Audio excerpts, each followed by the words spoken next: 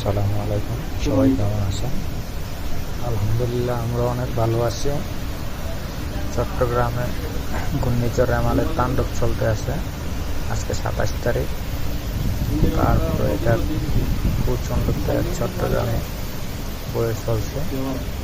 এখানে আলহামদুলিল্লাহ আমরা চট্টগ্রাম ঘাটে আছি, এখন নিরাপদ স্থানে আছি।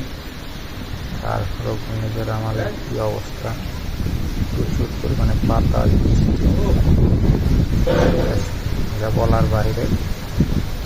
প্রচণ্ড বাতাস দেখেন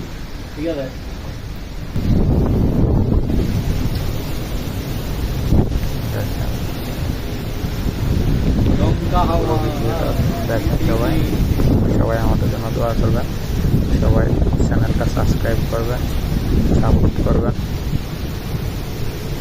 সবাই ধন্যবাদ।